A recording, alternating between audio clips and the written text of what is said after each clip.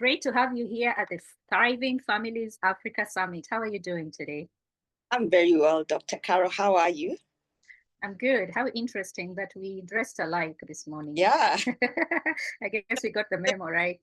Tuesday pink. Yeah, I guess it's Pink Tuesday. Okay, so welcome to this interview. I'm really, really excited to have you. I find the work that you do very, very unique. So for the sake of everyone, I'll do a brief intro, but I'll let you roll in talking about yourself. So today we are joined by Coach Liz, who has spent a lot of time working with high-performing children and families, helping them navigate the balance between pressure, identity, and emotional well-being.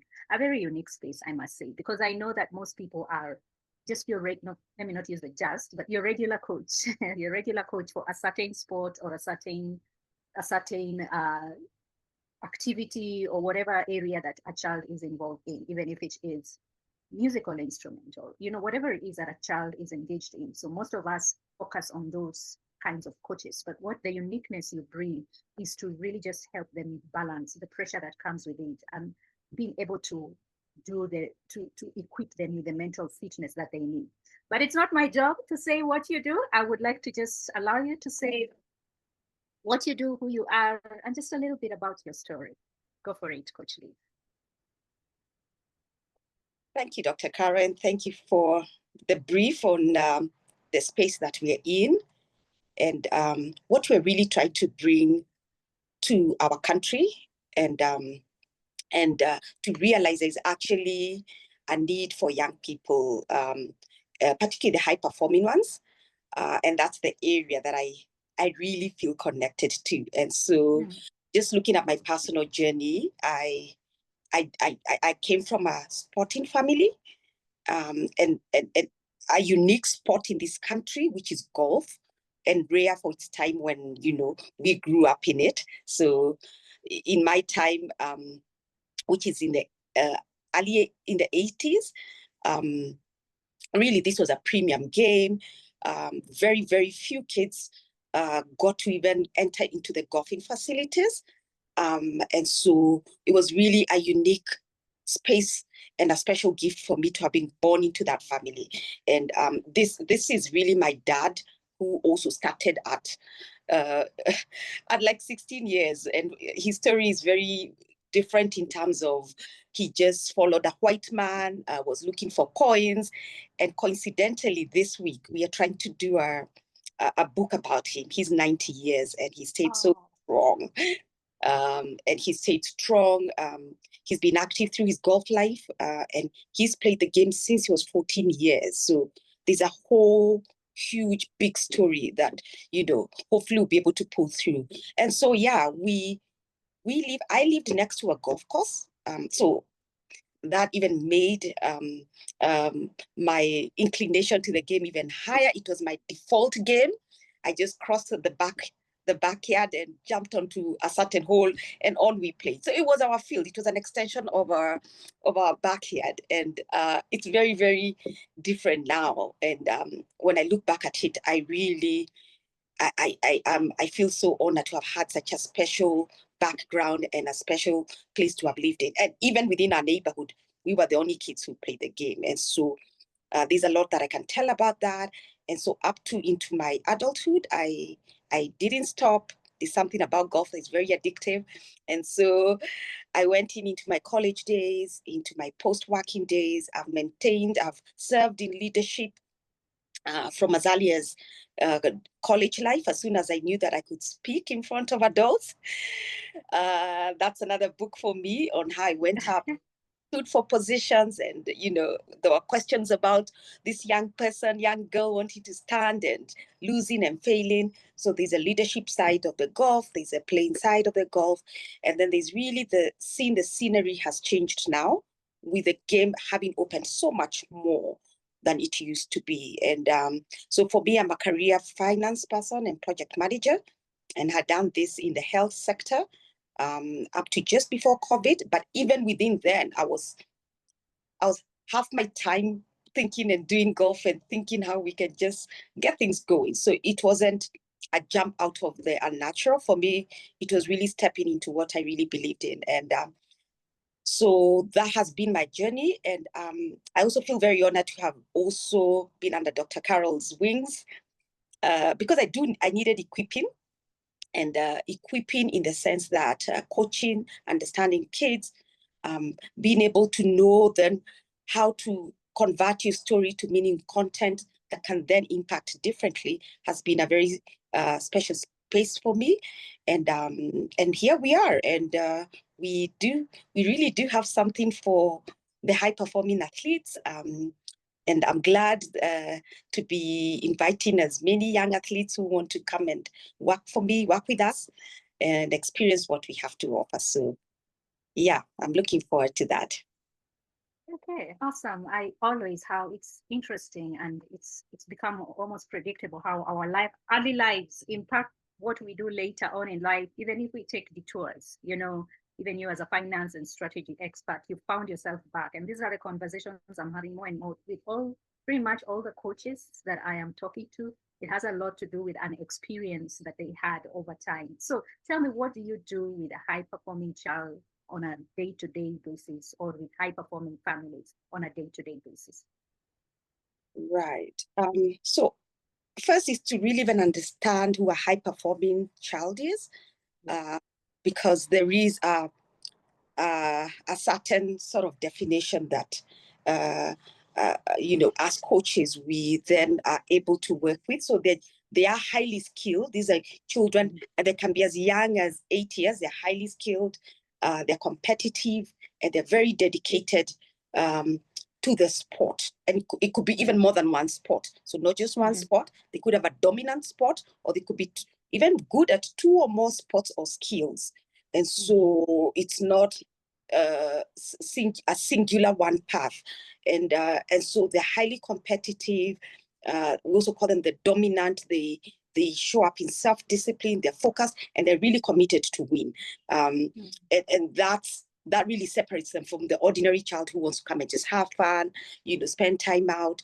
You can see they run on different adrenaline. And even for first timers who, on their early onset, you realize that this is a child who has a skill that we can nurture. So even when a child has not been in a sport or any skill, if you are enrolling them, you will pick that as a coach on their first time. And so what are we offering is a space through which these young athletes can thrive. And really thrive is not it's the synonym is success. However, success has been very mirrored to money and wealth. And so we prefer to use thrive, because thrive, then we're talking about the child growing, blossoming, and really having a whole outward worldview and healthy worldview of themselves that is not necessarily attached to the sport, but as a young athlete. They are in a space where they're enjoying the academic, they are connected to their sport, and they're having healthy relationships. So they're in a state of well-being, they're having healthy relationships, and they're performing well. So those are the 3 areas that we try to bring balance and focus to for these young athletes. And some of them they could have a season where they're not performing well, but they have good relationships, and that's life, because you understand they're transitioning. Most of them are in their teenage ages into young adulthood. A lot of stuff is happening both in their body and in their physiology. So that's another aspect that we help them walk through, and to find that place that keeps them stable so that they can do what they need to do. And for families, we really advocate for stability in homestead. And one of the ways is through one of our anchor programs, which really is for the parents and the guardians who care for these athletes. And I have a high performing athlete, and I took on this about 5 years ago. It's no mean task,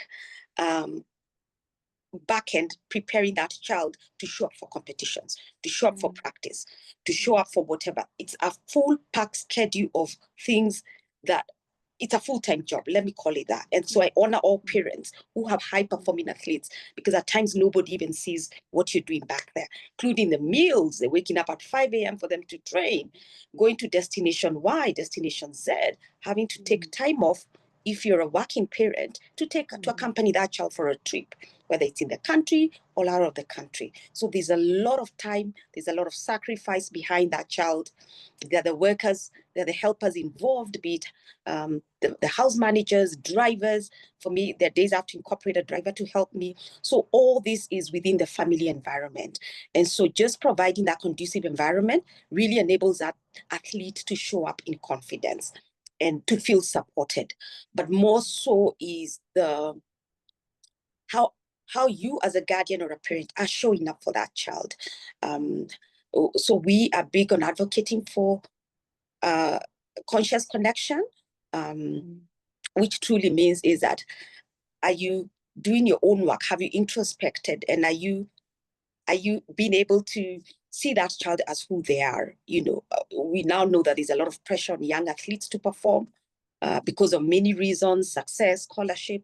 But as a stable parent or a stable guardian, then you're able to step back and separate all the noise and just walk alongside your child as your child, and not as a child who you desire to be a hero and all that. And then looking at the season your child is in and just being able to help them in a way that will enable them to continuously thrive or build onto what they've already learned.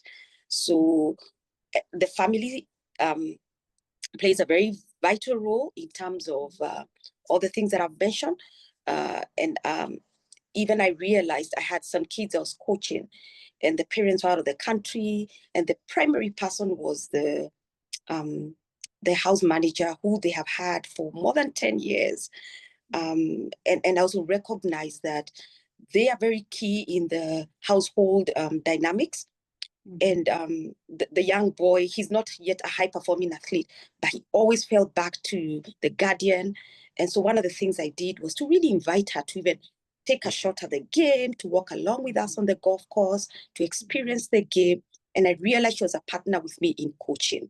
And therefore, yeah, it was such an interesting thing. And that just created an absolute connection.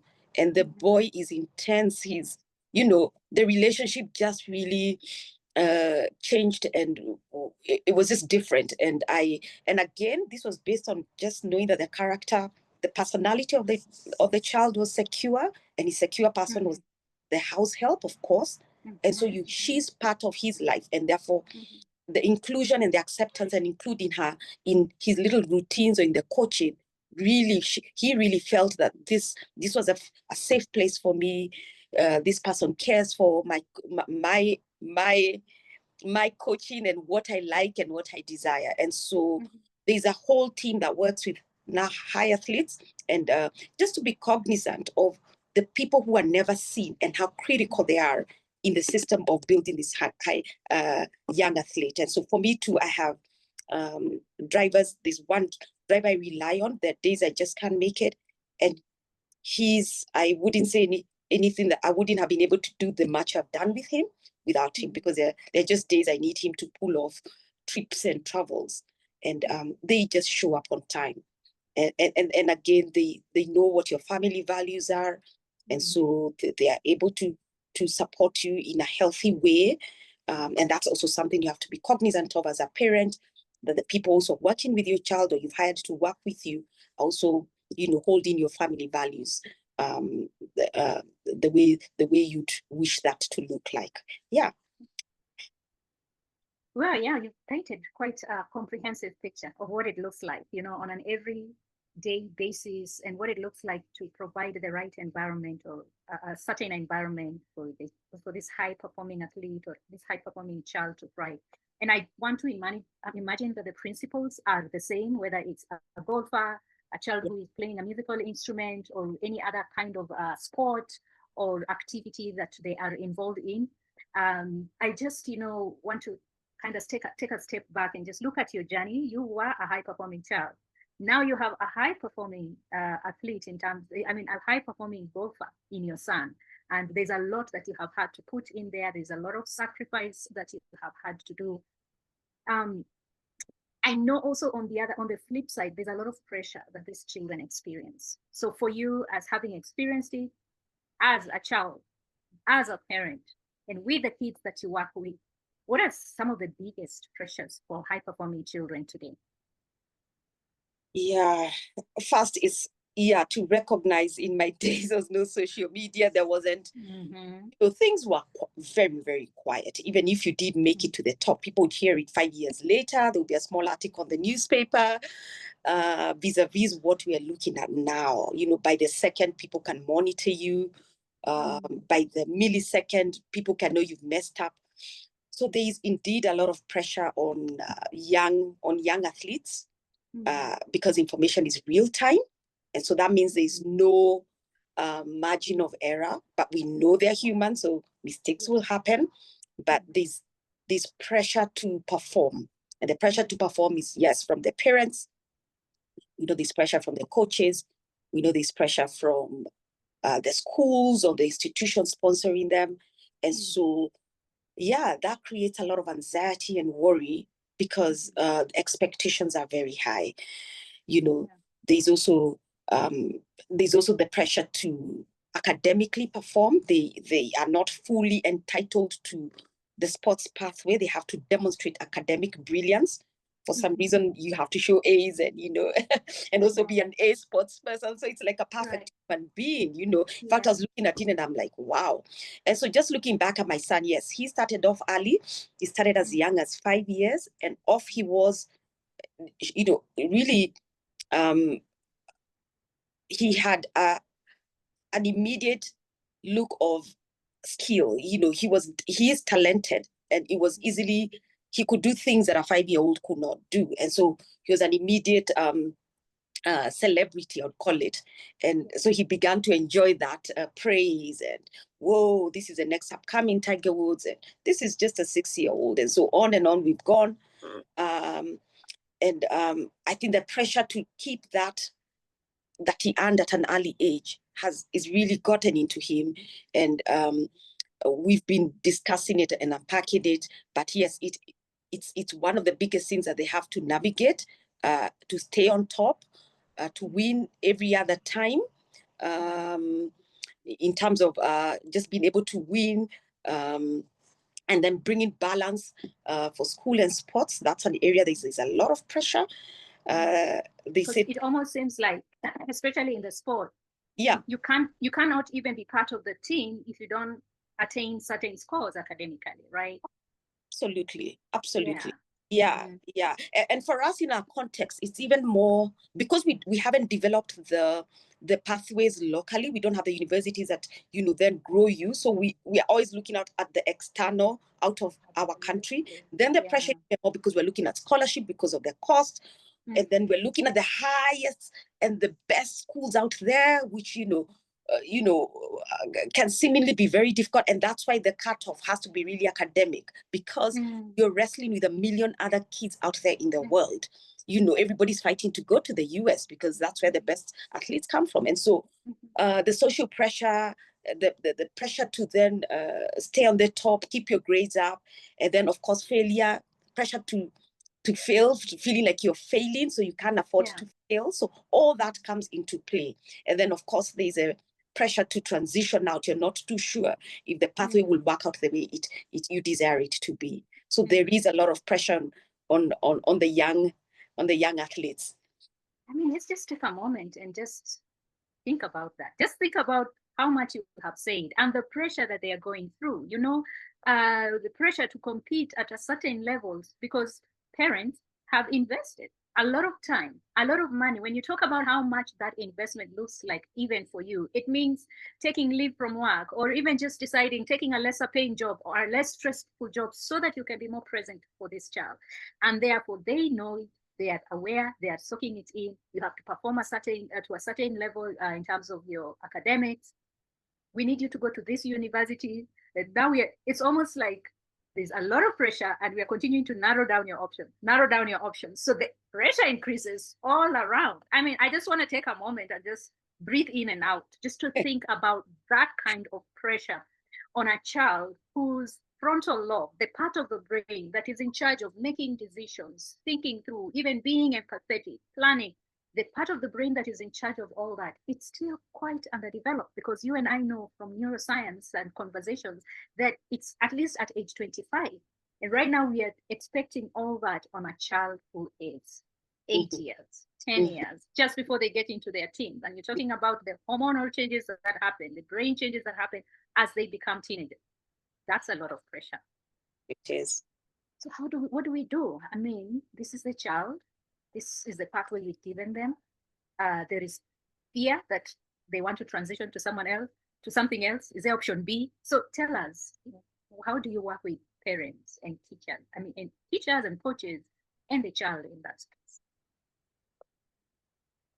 Great, yeah, and yeah, it's a three, as you've mentioned, the three key people, and it's a whole team of people who work with the athletes. So, but the primary being the parent, the guardian, the coaches on one side, the parents, and then the athlete themselves, to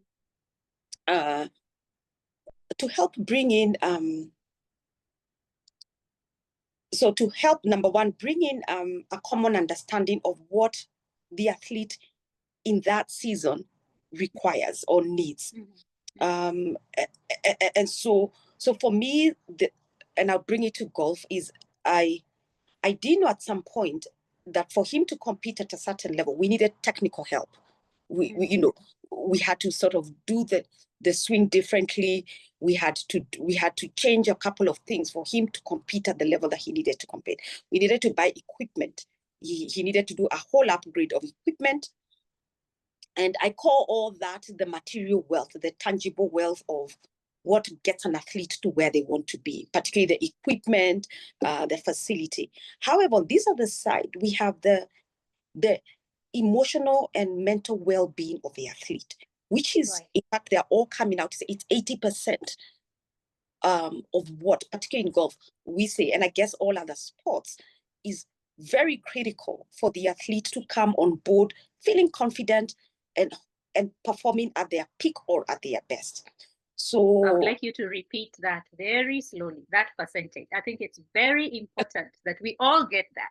Yeah, well, yes. So the point here is the focus on the mental well-being or mental emotional well-being of the athlete really forms or contributes to 80% of the ability to perform at their best, or to be at their optimal performance. And so my observation over the many times, and even my personal observation before I came to this space of mental wellness, mental well-being, mental fitness, was that all this stuff is all technical. If I figured out how to swing better, if I figured out how to, get the best clubs, I should be a good player. So why am I not being a good player? But the more the research and the studies are coming out around performance, elite performance, a lot of the research, and based on what I now know and is that 80% of that is really coming from a state of internal well-being. And that's then where we come in with, self-awareness, building the self-awareness of the athlete and even the parent, because they work hand in hand. We know parents are very influential to their children, and therefore for them to understand the concept and even to begin to internalize is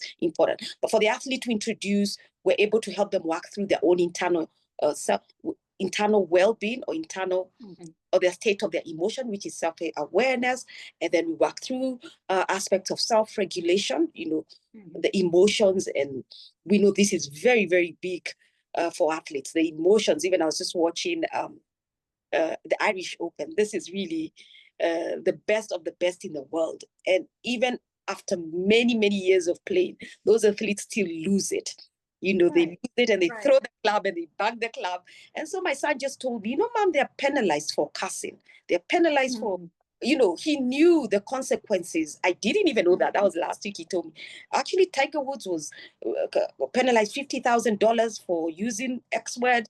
And I was like, oh, that's so nice that you know. No wonder we don't get to see all that.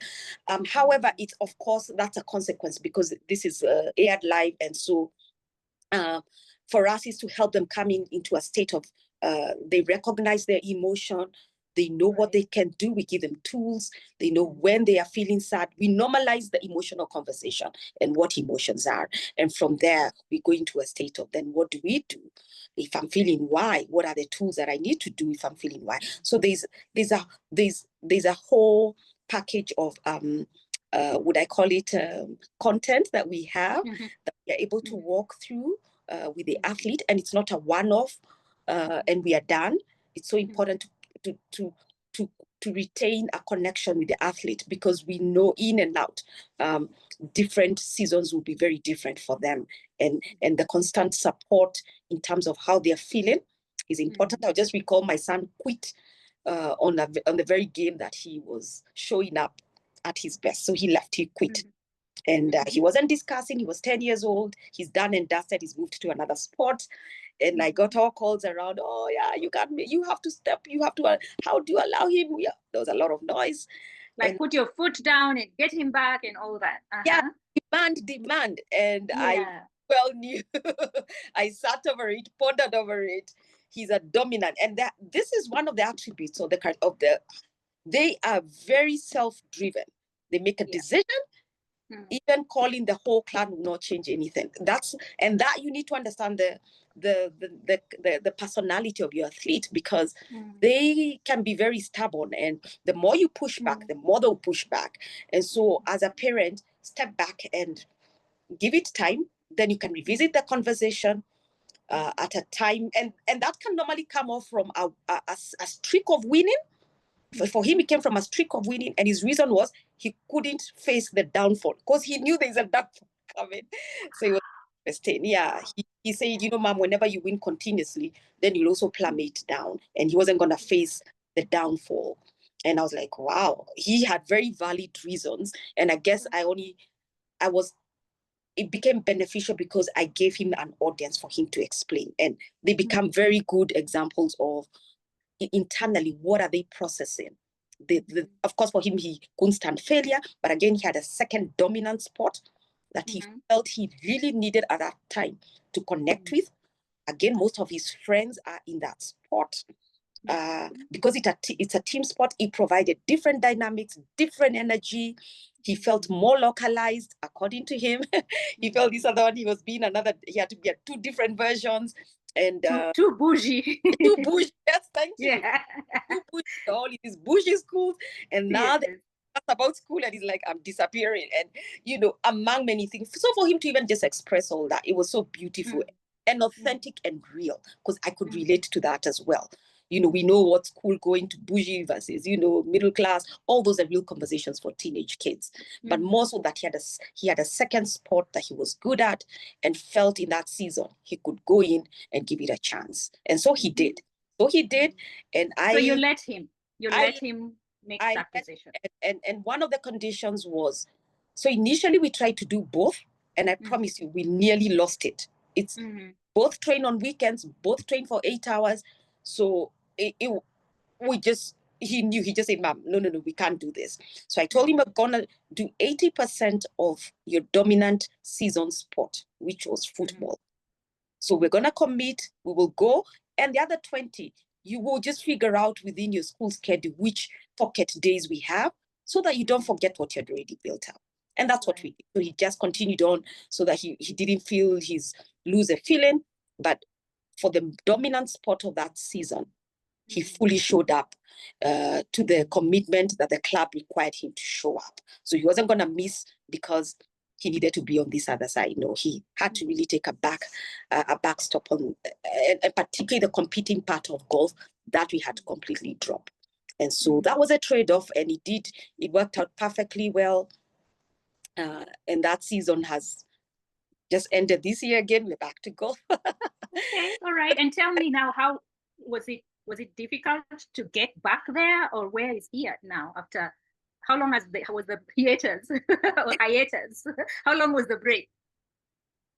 So, I think, and that's why I say sports is beautiful, because, and I'll bring in a bit of what we do, which is the positive intelligence, is recognizing that our brains, and I know you've mentioned about the prefrontal and, the developed and then developed. And in terms of learning, we have the right side and the left side. And the left side really is about the analytical and analytical brain, which is what kids use in class. The math, the recalling, all that lies, predominantly on the left side. And on the right side is really the part of the brain that the research is showing remains very undeveloped, but the most critical part of, human development, if I may say it. So, because that's a part that, holds curiosity, that has the ideas, that is able to activate, that is able to navigate life. So we do get to tap into that, but on a very small threshold. So for kids in sports allows them, and that's why a lot of kids really enjoy outdoor and sports. Sports allows them to move away from the maths, the analysis, and get into the curious part of their brain. We call it the wise brain. So they go in there, and that's why even for us when we're young, we're like, pee, yes, we want pee, because that's what produces the happy hormones. That's what really allows us to love ourselves. It allows us to interact with people in a very genuine way. Young kids are able to understand each other, not from the competitive classroom, but from a fun part of school. And so back to the question and of how he switched back. And that's the thing about high-performing athletes. They're very intuitive. Why I give that example is because they have really activated their right brain. They pick things that are fairly unusual. And having interacted with even games like tennis, they have a skill in tennis, a skill in tennis. They pick up stuff that can shock you as an adult. For example, how the coaches are showing up. They can pick up biases around selection. They can pick up very intrinsic things that they pick up injustice and justice. They pick up fairness and unfairness. And to the level of, it's very factual and and they'll give you the pattern. They'll give you good examples and the pattern of occurrences. And so for him, it was that sort of sit down. And I've seen also two athletes come up with that and gone to the parents with very detailed analysis or breakdown of incidences of where they didn't think things happened the way they should. They know they have put in the work. They know they've done this. But for him, in short, he's basically not as big. And soccer requires, they have the other, not a very good belief system, and would be demything all this, that for you to be a soccer player, you've got to have the body, the muscle, and stuff like that. He's a highly technical player. He can go through the legs of other big players and score. But that was not considered. And, so it didn't become, it was skill driven, so for whatever reason that becomes the objective of coaches, then you can see your high athlete pull back because of that kind of bias, either to his physical attributes, either to his character. If he's a very dominant, and he is, so he'd question the coach because he can watch these things on YouTube. He understands this is not that. And that's the other thing. These kids are showing up more knowledgeable in sports than us. So the coach, if you're not hinged, you will spark off onto that child. Then begin to, sideline them because you feel they are disrespectful. And what you don't understand is that this child is an independent thinker. They're also highly knowledgeable. They understand. And they can bring value to the table, and and they do that whether asked or not, and they'll question your authority. And so for me, that has been big, and I've really learned it from my son. He will question me even when I played, and I do have trophies too that I won in the days I demonstrated. He will still question me in my own and say and call it old days, dinosaur, but I tell him old is gold. But respect his opinion. And I think that's what my call would be for most coaches. This is a different generation. And just coming into Gen Z, and we know there's a lot of hype. That really comes out in sports as well. They are coming out very knowledgeable, they are coming out knowledgeable, They have found their voices, so they don't sit. The coach goes on with stuff that they don't think is relevant. They will easily call it a bluff in front of your face. They will rebel. And if push comes to shove, they will quit and they will look for the next club. And they can do many, many other things. And so for you as a parent, please watch the tell signs. And if your child is giving you feedback on what's going on during training, on competitions, please pay attention to it. There is something sitting in there. And more so, particularly when they come back crying, moody. For me, there were real tell signs around that environment was not serving him well. It could have been serving another environment and or serving others well, but it wasn't working for him. And if I needed to change a club, I needed to change the club because their values or the way they did things didn't align to the way we want or we desire for our child. And so that's the switch back to golf. He felt that his size didn't matter, and so he's still in that space, believing that all decisions. And so, just to wrap up that, just a recent Harambee Stars Chan, she's like, I told you, the selection is not based on skill. It's selection is based on how big you are. Now look at the performance. And so he could just even come and watch the game and say, look, I don't know why they don't have skilled players, but not that they don't have skilled players, but why can't we look at skill set versus physical, etc., and that was his view.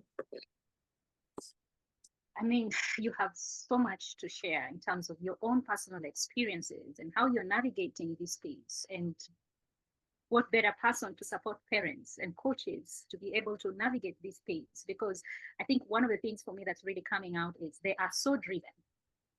And it is this drive that also causes them to push back and to seem somewhat stubborn. And we can't separate that. We can't separate the fact that they are so good in this space and therefore try to subdue them in this other space. And it really, really does take a lot of skilling and tooling on the part of the parent to be able to help them navigate. And like you said at the beginning, to also just look at this child, not for the things that they can accomplish, but also who they really are with the age that they are, the struggles that they are going through. And I think one of the things, because I also have a high performing child who, whatever he touches, he excels. And sometimes it's hard for me to see him as a child, and to see beyond the performance and everything. And so to go back and just still see this as my child, who sometimes falls apart, who actually really has to be himself with me. And it's not that the other part is not being himself, the high performing part, but to really be able to hold space for him to fall apart, for him to complain, for him to even whine, for him to be just, and just talk about the unfairness and everything, and really just hold space for that, because I am accepting all the different parts of him. This has been so, so helpful, Coach Liz. I don't know, I know that our time has run out, but I just want to, I know you had prepared for this. Is there anything else that you think parents need to know, parents need to hear, maybe final words, any other specific tools? Because you've talked a lot about tools, especially for self-awareness and self-regulation, because the moment you help them to build on those two tools, then their self-motivation comes automatically. Any last words, any final words of encouragement to parents? One to the parents, and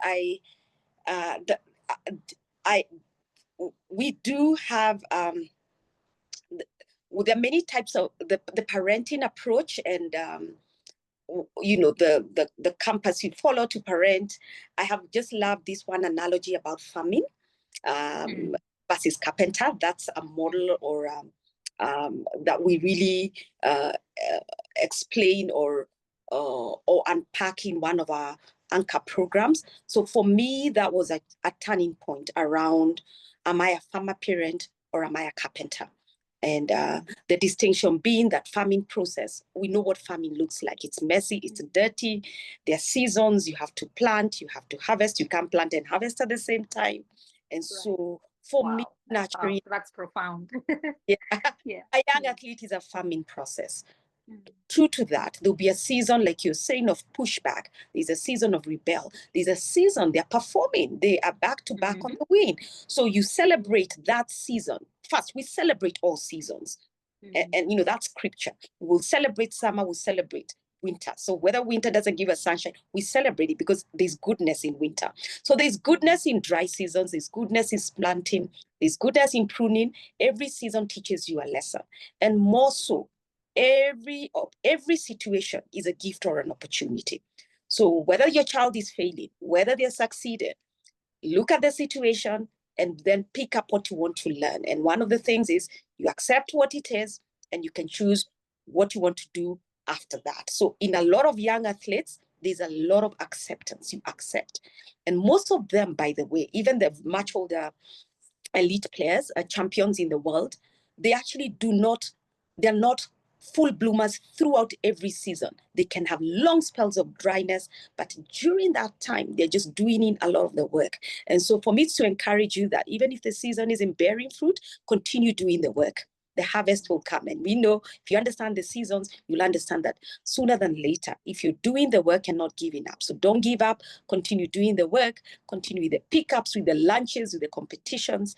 That child will come to their full circle best. The season is coming. And to the young athlete. And the second one to the parent is empathy. Like, I cannot emphasize empathy more. We are very quick to judge. And this is human nature. Judge is just one of the things that automatically just shows up. And one of the things that destroys young athletes is judgment. If they feel judged, then they're on a downward spiral to coping. And we know for young athletes, they'll go into coping and the coping will be unhealthy. They can go into substance abuse. They can go into many other areas that then would take a toll on them and would completely somehow destroy the very thing that they're good at. So we have to be very careful around that. And empathy really, I know it's spoken a lot, but one of the tools I want to give you on empathy, just pick up one of the pictures of your baby, your son, your daughter, when they're young. Like those nice baby photos when they're 6 months, 2 years, they look puffed up and cute and they had all nice. Just look at that photo. It will allow you to soften yourself. You're able to see the essence of your child when they were young, the eyes, the softness of their eyes. And then you can look at them through that young photo. That's a tool that helps you soften and provide empathy for your child and even for yourself. And then you're able to come to a place where you can connect with them from a healthy point. And even if that means stepping back a bit, that is more important than in the moment saying the things that you need to say, because at times they can be hurtful, they can be advised not required, then they have not recovered from an emotional downfall, or it can just be they just want to be heard. So many things could be going on. And for the young athlete, is that, and this is from me, there is what I'm calling now the balance sheet of life. So balance sheet is a finance terminology, but just to break it down for you, there's the assets and your liabilities. And so I would like you to understand that all the work that you're doing is intangible asset. So the equipment you own, all the things that you own, all those are tangible, but the intrinsic, inherent skill and knowledge, that is your stock of value. That's what's going to propel you through and through. The clubs may break down, others are sold, those are irreplaceable, but your skill, your failures, your winnings, all the sweat or your practice, all that is your share stock value. So don't give up on yourself.